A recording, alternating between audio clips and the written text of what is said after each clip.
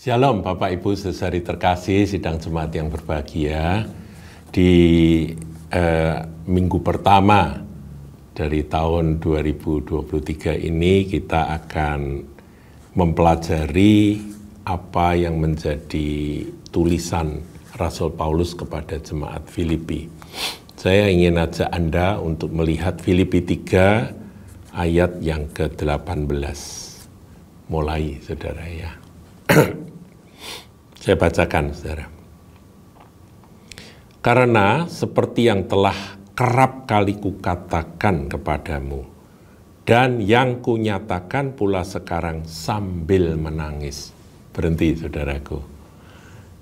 Rasul Paulus itu ketika menulis akan surat kepada Filipi ini, sampai ayat 18 ini, dia meneteskan air mata.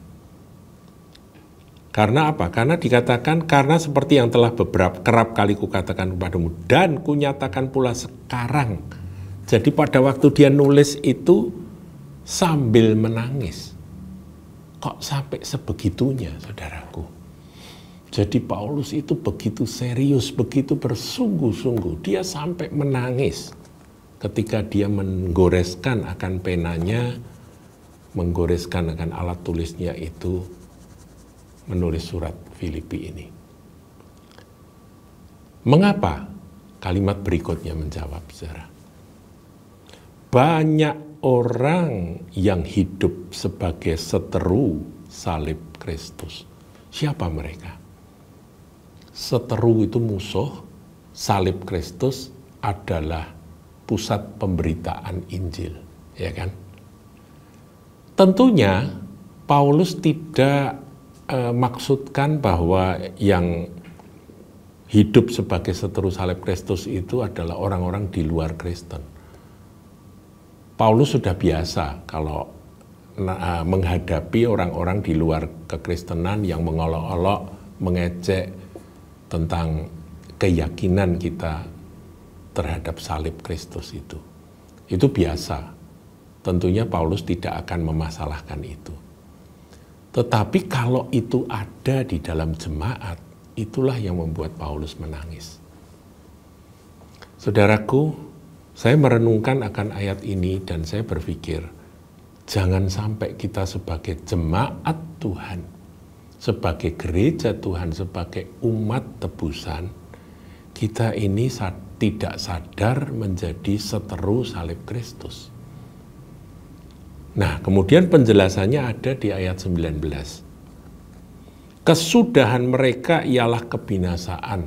Ini nggak main-main, saudaraku. Orang yang ada di dalam gereja, orang yang ada di dalam jemaat, tetapi mereka menjadi seteru salib Kristus, kesudahan mereka adalah kebinasaan. Jadi serius, saudaraku ya. Dan itu yang membuat Rasul Paulus menangis. Tuhan mereka ialah perut mereka. Perut itu koilos, ya koilos, perut mereka. Tentunya ini perut dalam pengertian bahasa figuratif. Yang jadi Tuhan mereka itu pokoknya mereka kenyang, mereka senang, mereka apa yang menjadi keinginan mereka terpenuhi, apa yang menjadi kesenangan mereka itu tercapai, ya sudah itulah Tuhan mereka. Scary, saudaraku, menakutkan.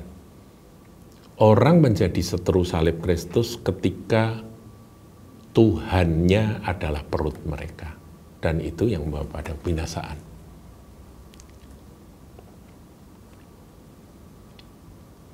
Seringkali kita mendengar ya, itu orang itu kok ngomong kok seenak perutnya sendiri. Begitu, itu kan istilah figuratif juga ya.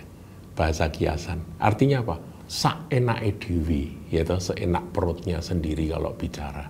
Kalau bicara itu asal saja, ngasal. Arti dari perut sendiri itu apa, saudara? Artinya maunya dia, kesenangannya dia. Apa yang dia anggap menyukakan dirinya, mengenyangkan dirinya, memuaskan dirinya. Itu saja yang menjadi Tuhan mereka. Saudaraku, kalau kita tidak sadar dengan sikap seperti ini ketika kita menjadi pengikut Kristus, menjadi murid Kristus, waspada saudaraku. Jadi orang Kristen tapi yang dicari adalah kesenangan bagi dirinya sendiri terus-menerus. Kalau ada yang kurang memuaskan diri sendiri, marah dia. Karena Tuhannya tersinggung gitu ya. Yang jadi Tuhan itu bukan Yesus Kristus Tuhan, tetapi dirinya sendiri. Padahal Tuhan Yesus itu dengan jelas mengatakan, kalau kamu mau jadi pengikutku, mau ngikut aku, syarat pertama, sangkal dirimu, pikul salibmu, ikut aku setiap hari. Jangan nuruti apa yang menjadi keinginan dirimu sendiri saja. Saudaraku, kita ini punya keinginan tidak salah. Tapi keinginan itu harus kita bawa kepada Tuhan. Kalau Tuhan nggak berkenan, ya lebih baik kita letakkan, kita tanggalkan. Kalau Tuhan itu menjadi perut mereka, maka kesudahan mereka adalah kebinasaan. Kemudian kemuliaan, saudara. Yang kedua, kemuliaan mereka adalah aib mereka. Mereka bisa membanggakan akan kemuliaan-kemuliaan yang ada dalam kesementaraan ini. Bangga ini, bangga itu, hebat di sini, hebat di situ. Itu kemuliaan mereka. Tapi Tuhan berkata itu aib ketika mereka menjadi seteru salib Kristus. Nah, dijelaskan pada poin ketiga, yaitu pikiran mereka semata-mata tertuju pada perkara-perkara duniawi. Saudaraku, kita ini makin hari mengikut Kristus harus makin sadar bahwa kita ini bukan milik dunia. Kita memakai benda-benda dunia, barang-barang dunia, segala perkara sementara ini, termasuk kekuasaan, termasuk uang di dunia ini, untuk kekekalan. Jadi bukan kita stuck dan kemudian menjadikan perkara-perkara duniawi yang sementara itu kemuliaan dan kebanggaan. Dan kesenangan, itu nanti jadi Tuhan mereka adalah perut mereka sendiri. Gitu. Ingat salib Kristus.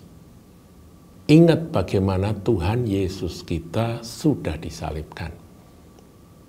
Kemuliaan Tuhan Yesus pada waktu disalib adalah mahkota duri, penderitaan. Kemuliaan kita seharusnya harus bercermin dari apa yang ada pada Yesus Kristus Tuhan. Kemudian ayat 20, karena kewargaan kita adalah di dalam sorga, dan dari situ juga kita menantikan Tuhan Yesus Kristus sebagai Juru Selamat. Ini sudah saya bahas, saudaraku. Kita ini warga sorga. Kita ini bukan warga bumi atau warga dunia. Memang kita masih menginjak tanah, menginjak bumi, tetapi sesungguhnya sejak kita menjadi milik Kristus, sejak kita ditebus, kita ini adalah warga kerajaan sorga. Dan dari situ juga, dari titik di mana kita dipindahkan menjadi anggota warga sorga ini, kita menantikan, meskipun dengan kondisi tubuh di bumi, kita menantikan Tuhan Yesus Kristus sebagai Juru Selamat. Nah, ini yang seringkali menjadi pertanyaan. Loh, kan sudah jadi Juru Selamat Tuhan Yesus Kristus, kan begitu, saudara. Saudara mungkin bertanya juga, loh kok masih menantikan Tuhan Yesus Kristus sebagai Juru Selamat, itu gimana sih? Bukankah Tuhan Yesus Kristus adalah Juru Selamatku, berarti dia sudah, ini kok masih menantikan? Nah, kemudian jawabnya ada di kalimat di ayat 21. Yang akan mengubah tubuh kita yang hina ini. Saudara sadar apa enggak bahwa tubuh Anda, tubuh saya ini hina? Secantik apapun, setampan apapun, kita akan menjadi tua. Tadinya sehat luar biasa, pasti ada waktunya kita menjadi lemah. Dan itu yang harus dihadapi oleh semua manusia. Makanya Rasul Paulus katakan tubuh kita ini hina. Jadi ini bukan tubuh mulia, saudaraku. Mungkin saudara bisa pakai kosmetik, ya, alat-alat kosmetik untuk bisa membuat wajah Anda bisa bercahaya. Bahkan ada operasi plastik yang bisa mempermudah wajah yang sudah keriput menjadi kembali kencang. Tapi itu sementara, saudaraku. Saya tidak anti loh, saya nggak menyalahkan yang demikian. Itu oke, saudaraku. Itu usaha manusia untuk memperbaiki yang kurang baik. Nggak masalah, saudara. Tetapi ini tetap hina, itu kata firman. Saudara harus setuju dengan saya bahwa tubuh kita ini hina. Itu akan diubah, yang hina ini akan diubah ketika Tuhan Yesus Kristus datang sebagai juru selamat. Yang akan mengubah tubuh kita yang hina ini sehingga serupa dengan tubuhnya yang mulia. Tubuh yang mulia itu yang seperti apa? Yaitu ketika Tuhan Yesus bangkit. Wow, itu tubuh yang mulia. Dan kalau saya sarikan tubuh mulia itu dahsyat sekali, saudaraku. Sudah itu kekal, ya sudah nggak bisa jadi tua. Kemudian itu sangat indah tentunya. Keindahan yang ada di bumi ini tidak bisa melawan keindahan dari tubuh kemuliaan setelah kita dibangkitkan. Kemudian apalagi, saudaraku?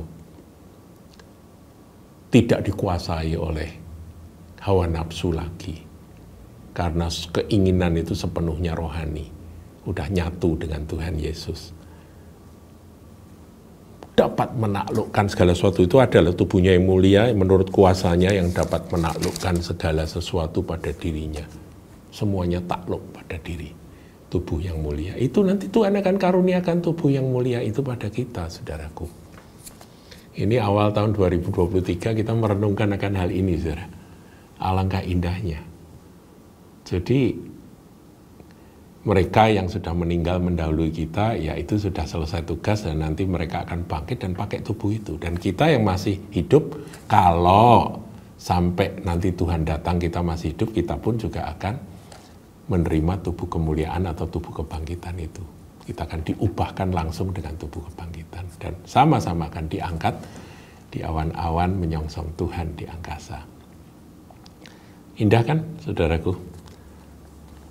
Jadi tubuh kemuliaan yang Tuhan akan berikan itu nanti, wah ini luar biasa. Sebab itu jangan kita menjadi seteru salib Kristus, saudara.